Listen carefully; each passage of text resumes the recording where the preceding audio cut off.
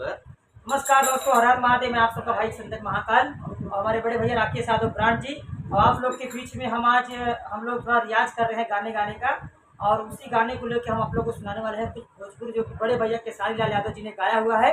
उसी को हम लोग डबिंग कर रहे हैं अपने रियाज को बढ़ाने के लिए, अपने गला को अच्छे करने के लिए।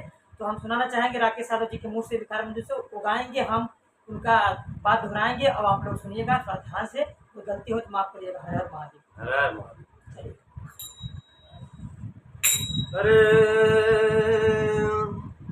अरे जाए राजा जवानी हम जराई दिहलना।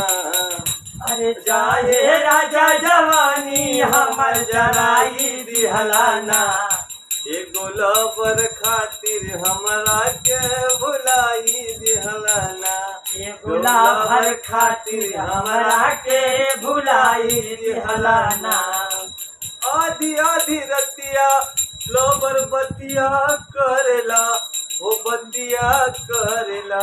आधी आधी रतिया लवर बतिया करेला, वो बतिया करेला।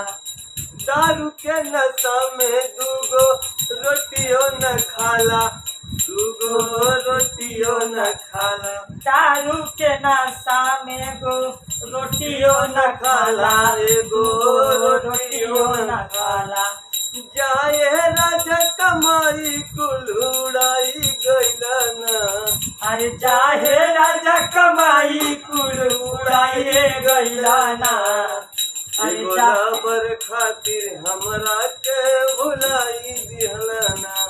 एगो लवर खातिर हमरा के भुलाए गइलना। अलग अलग हमसे उत भागल रहता, उनमें लागल रहता। अलगे अलगे हमके उत भागल रहता, उनिया लागल रहता। पूछला पे कहू हमके पागल कहता, हमके पागल कहता। पूछला पे हमके उत पागल कहता, उत पागल कहता। अरे जाए चंदन राकेश, अरे जाए चंदन राकेश के भुलाई गइलना। अरे चाहे चंदन राकेश के भुलाइए गइलना। अरे चाहे भुलाई गइलना। अरे भुलाइए गइलना। एगो लवर खातिर हमरा के भुलाई गइलना।